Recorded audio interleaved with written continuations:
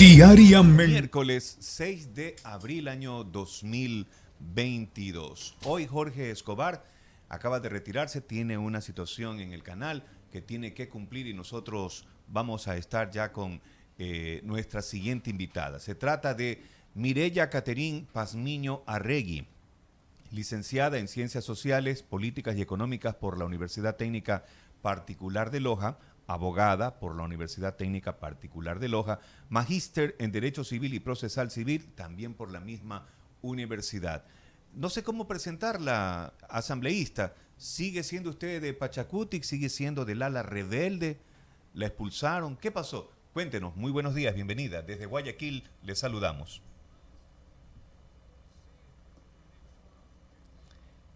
Mireya Pazmiño. Mireya, tiene usted el micrófono apagado aparentemente, nos dice nuestro Ahí control. está. Ahí Muchas estamos, ahora sí. gracias. ¿Escuchó mi Buenos pregunta, mi días. inquietud?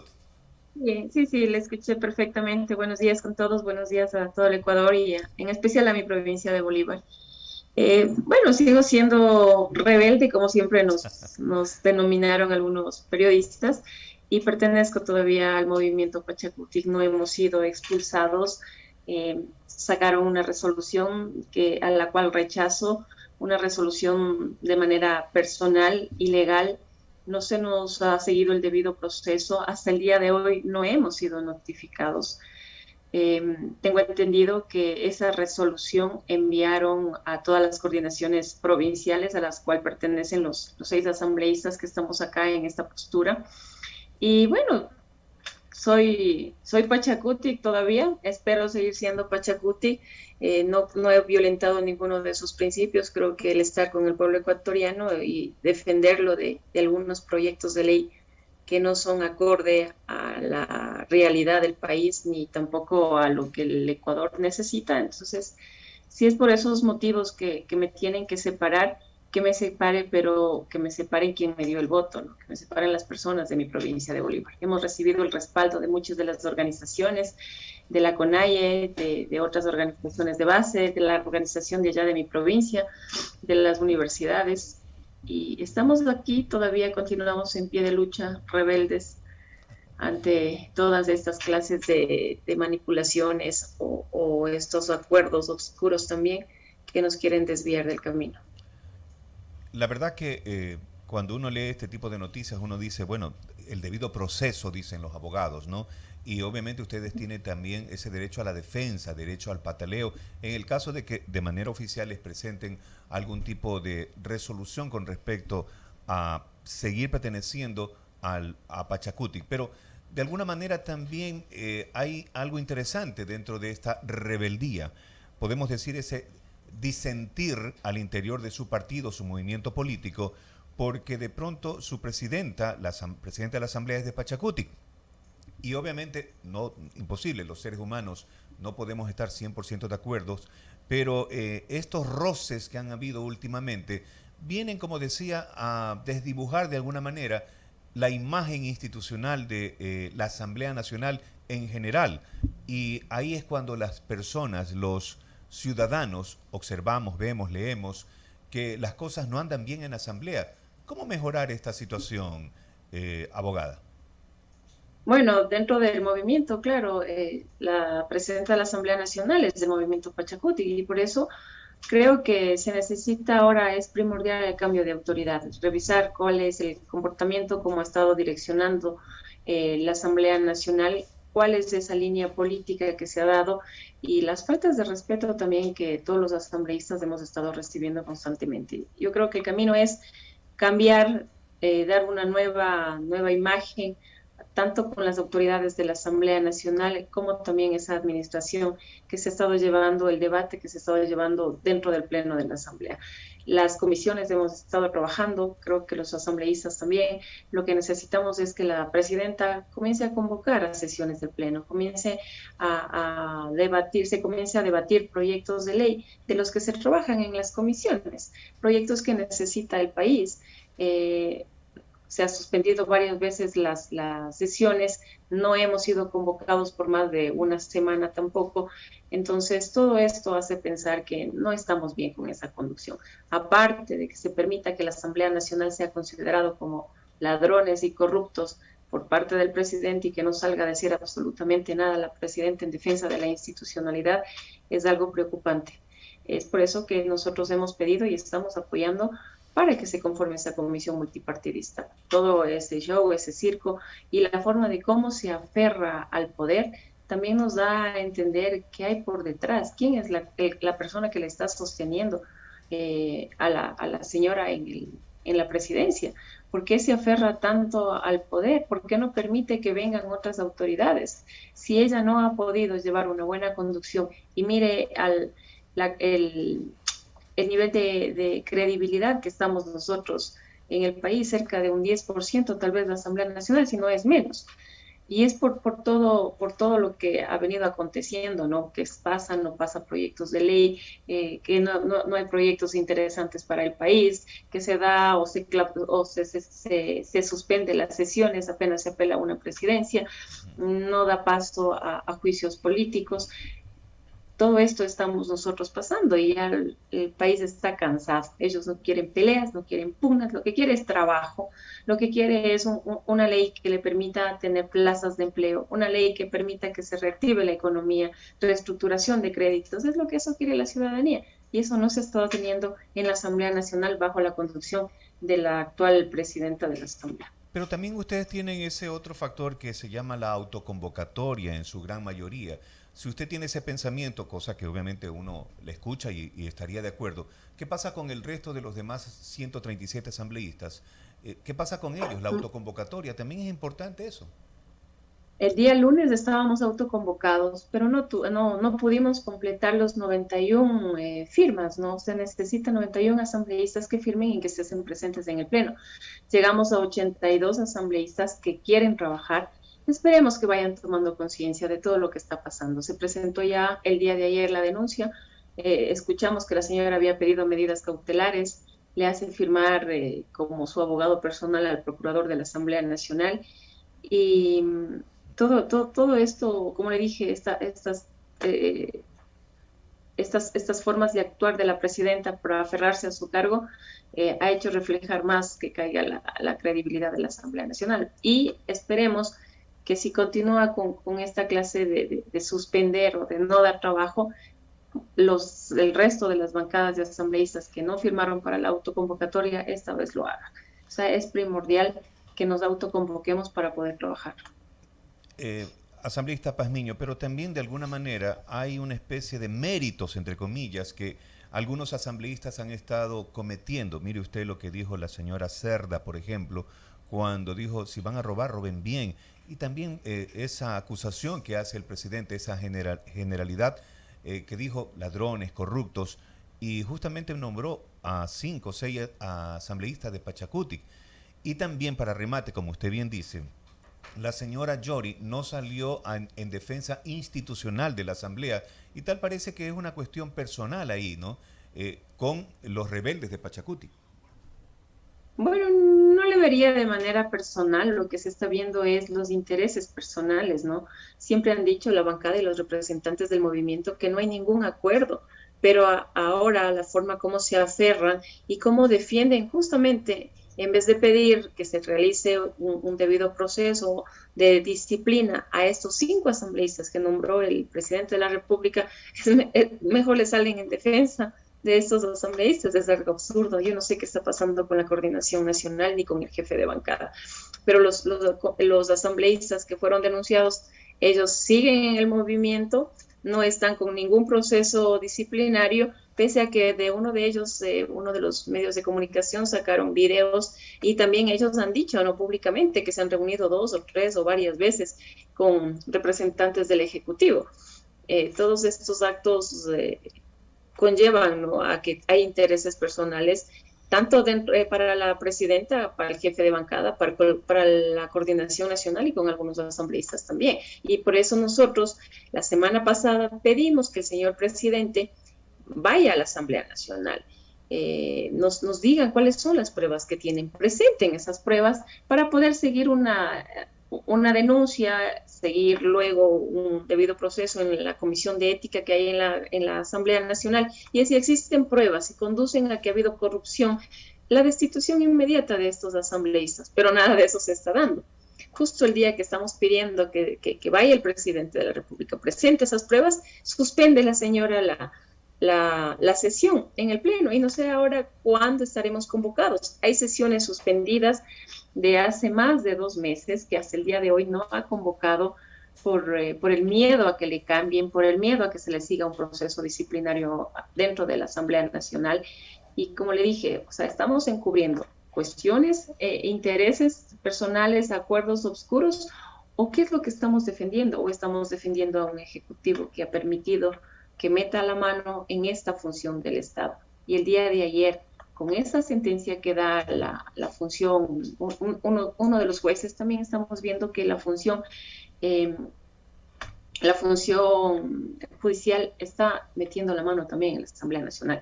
Estos actos ya no se puede permitir que continúe la señora dirigiendo la Asamblea Nacional. Somos una función, somos la primera función del Estado y necesitamos independencia, transparencia. ¿Cómo se está dando todos los procesos de contratación también dentro de la Asamblea Nacional? ¿Cómo se está direccionando y poniendo en el cambio del orden del día proyectos a debatir, juicios políticos? Eso no es nada claro, nada transparente. Por eso estamos ahora como estamos y estamos exigiendo los 6 asambleístas del ala rebelde del movimiento Pachacutic y seguimos siendo Pachacutic. Hemos puesto esa voz. Hemos tratado de hacer también acuerdos porque se necesitan votos, se necesita tener la mayoría en la Asamblea Nacional para poder dar todos estos cambios. No es que los rebeldes están haciendo pactos con el correísmo, están haciendo pactos con el Partido Social Cristiano. La forma de cómo ellos lo toman no es así. Debemos llegar a consensos, debemos llegar a acuerdos para tener una mayoría, unos acuerdos afines. En este momento estamos en un acuerdo en que se debe conformar esa comisión multipartidista, se debe hacer un cambio de administradores de la Asamblea y por eso estamos nosotros con esa mayoría dentro de la Asamblea Nacional, pero por eso no estamos tratando, como nos dice el presidente, de conspirar, de desestabilizar la institucionalidad de la Asamblea Nacional. Mejor queremos recuperar todo lo que se ha perdido con esta clase de autoridades que se han puesto. Le reitero a quienes nos siguen por las redes sociales y a través de la onda 830 de amplitud modulada, Huancavilca, que está con nosotros la abogada magíster Mireya Pazmillo, asambleísta por Pachacutic, clarito lo ha dicho nuevamente, por la hermosa provincia Bolívar a propósito, ¿no? Ella también preside la Comisión de Régimen Económico. Digo que es linda la provincia Bolívar porque en verdad que es una tierra, es un valle, ¿no? Tiene un clima semicálido, semitropical, algo de frío, muy interesante esa parte productiva que tiene también sin duda alguna la provincia de Bolívar. Hay varios pisos climáticos Sí. y tenemos toda clase de producción. Es una provincia muy rica en agricultura, pero a la vez muy pobre también, desentendida siempre por todas las autoridades de turno.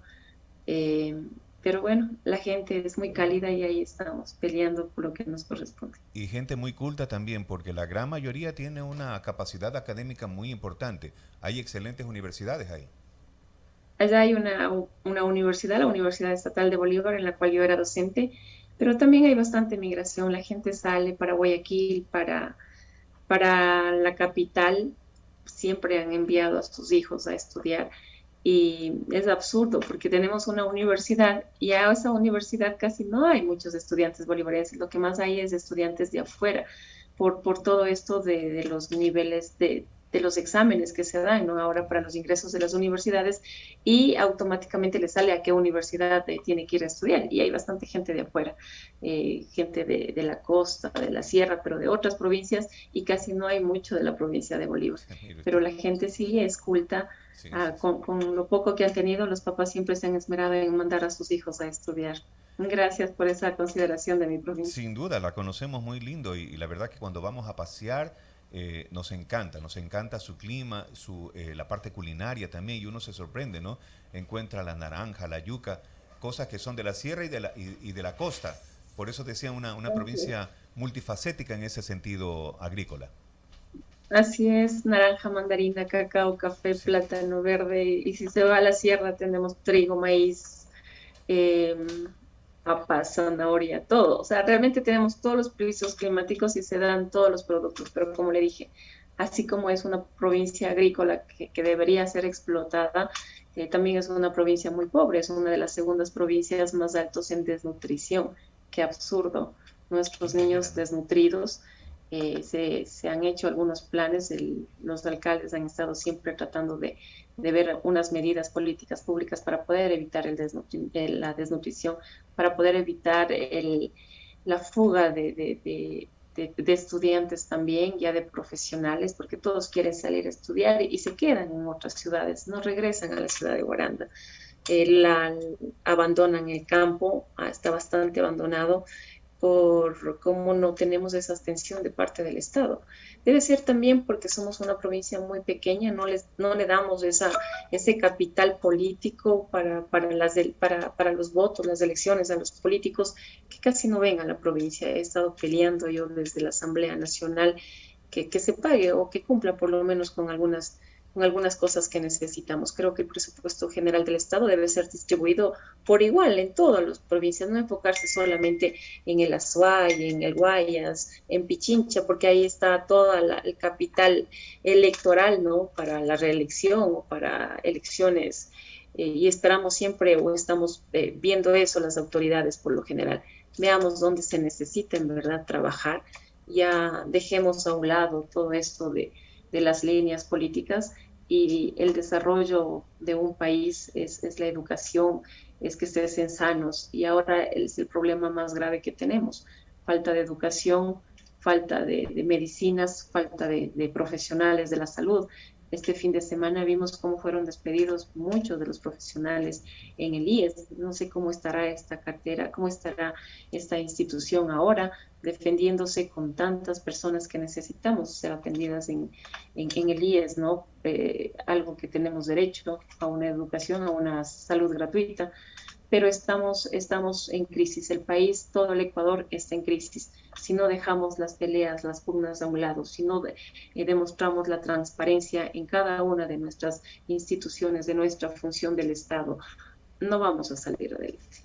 Si no ponemos un poquito de parte, de tomar conciencia de qué es lo que estamos haciendo, las autoridades deberían tomar conciencia qué es lo que están haciendo. El Ejecutivo no se ha pronunciado hasta el día de hoy, ya un año más o menos en sus funciones. Esperemos saber cuáles son los objetivos que ha cumplido con el Plan Nacional de Desarrollo que presentó y si está o no está haciendo algo por el país. Las cárceles, estamos con un hacinamiento muy grande.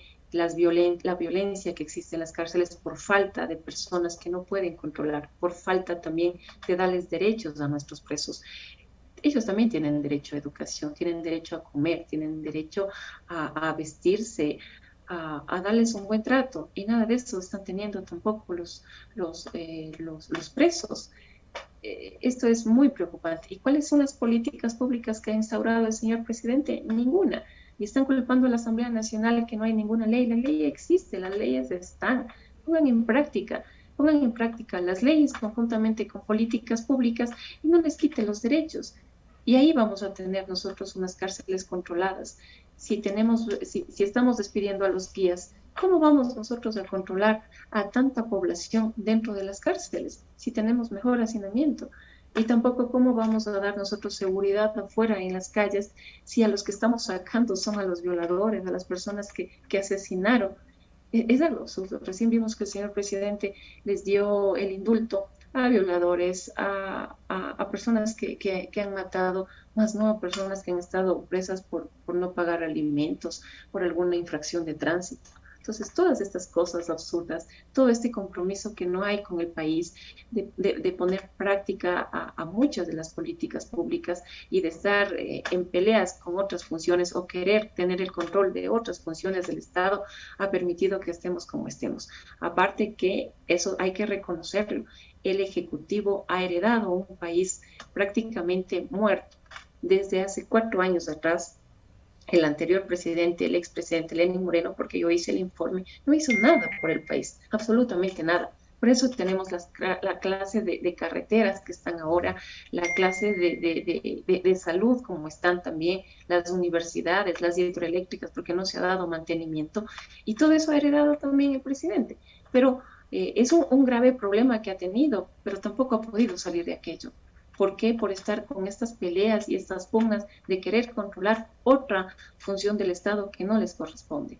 Dejemos las peleas a un lado, dejemos las pugnas, comencemos a trabajar, demos esa transparencia hacia el país y creo que entre todos podremos lograr a salir de toda esta grave crisis que estamos enfrentando todos los ecuatorianos. Mire, Yamire, usted como de alguna manera usted tomó pulso brevemente y con toda justicia lo que está pasando en esta hermosa provincia, la provincia de Bolívar. Y aquellos cuando somos citadinos, acá los guayaquileños, como que vemos alejado a que ese problema del páramo, de pronto del campesino, del agricultor, y que obviamente frustra escuchar un país petrolero, bananero, cacaotero, con rosas, con tantas cosas hermosas que producimos y exportamos, y hay desnutrición. Eso duele, duele en el alma, porque no debería ser así. Sin embargo, también usted tocó ese puntito, volviendo al tema de la asamblea. Lo que usted dice, ¿no? Indulto el señor presidente, pero también ustedes dieron amnistía a 268 personas que estaban involucradas en el tema de vandalismo, situaciones de octubre de 2019, cosa que también el ciudadano como que no le gustó mucho. Y eso también es otra perlita para ustedes. Bueno, sí, eso se levantaron acá, prácticamente fueron más las personas de acá de la ciudad de Quito, supuestamente indignados de cómo se incendió Quito, pero no fue así. La gente vino a protestar por todos los ecuatorianos, por un decreto que se estaba en ese momento publicado ya, el que subía el precio de los combustibles, eliminaban los subsidios y la gente se levantó. ¿Y quién se levanta? Son las organizaciones sociales. Vinieron de todas las provincias y se reunieron acá en la ciudad de Quito para esta lucha contra todos los derechos de los ecuatorianos. También no es que se ha dado el indulto para todas las personas que estuvieron en octubre. Fueron solamente del 100%, un 20% para personas de octubre 19. De ahí el 80% fueron para personas que estuvieron luchando en defensa de la naturaleza y en defensa de que en sus territorios no haya minería. En mi provincia de Bolívar, como usted lo dijo, una provincia muy rica, está el 70% concesionada a las minerías y la gente no quiere eso. La gente quiere que se deje sus campos libres. No se les han hecho las consultas previas, como dice la Constitución, y por eso se comienza el enfrentamiento con las empresas mineras, porque no hay esa consulta, no les dicen cómo van a ser utilizados sus terrenos explotados para las mineras. Hay las mineras concesionadas en fuentes de agua y ellos están protegiendo su agua, y esto es algo incoherente, ¿no? Quien está protegiendo la naturaleza, la vida, a estas personas les condenan, les dicen que son vandálicos y no permitían que se les den las amnistías. Fueron las personas, supuestamente los quiteños de bien, las personas que salieron a protestar, pero fueron los quiteños que estuvieron en sus casas cómodamente, porque son personas que prácticamente la mayoría han tenido su trabajo, han tenido una vida cómoda, pero no están viendo cómo la gente que salió a las protestas era quienes no tienen trabajo, quienes creo que con un taxi, choferes, y que no les conviene para nada que suban el precio de los combustibles, porque sube la gasolina y prácticamente sube todo. Sube unos centavos en la gasolina y le sube centavos en todos los productos de la canasta básica, y esto es también algo absurdo, que no hemos tenido autoridades de control que vigilen los precios de los productos. Pero esa lucha social, primero en octubre, que no fueron todas las personas condenadas, ¿no? Fueron el 20% del 100% que se dio las amnistías, y el otro 80% es personas que han estado defendiendo la naturaleza, que han estado defendiendo sus territorios por este abuso de las mineras, de no seguir el procedimiento, de no ir a consultar. ¿Quieren ustedes o no que aquí exista una minería? Y el pueblo tendrá, o la comunidad de ese territorio se tendrá que pronunciar. Pero eso no se ha dado, y por eso esta clase de pugnas y enfrentamientos. Y a estas personas se han concedido las amnistías, se ha revisado una por una. El rato que salió al pleno salió en paquetes, sí, salió que se le dé las amnistías cerca de 270 personas, pero en la comisión en la cual se debatió esto, se revisó caso por caso, persona por persona, y en esa comisión tenemos compañeros que han estado en las organizaciones sociales, que conocen a muchos de esas personas que han estado frente a todas estas protestas sociales. No ha habido violadores, no ha habido personas que han matado. Mejor en esas protestas y en esa lucha de octubre hubieron de la parte de las personas que salieron a luchar muertos, personas sin ojos, personas mutiladas, y ahí no se han pronunciado los quiteños de Villa. Asambleísta, muchas gracias por darnos su versión de los hechos y, por supuesto, también reiterar que usted sigue perteneciendo a Pachacuti, el ala rebelde, pero sigue perteneciendo a Pachacuti. Saludamos a la hermosa provincia de Bolívar a través de su persona y continúe así. Éxitos y mucha salud. A ustedes, muchas gracias. De igual manera, un bonito día. Muy buenos días.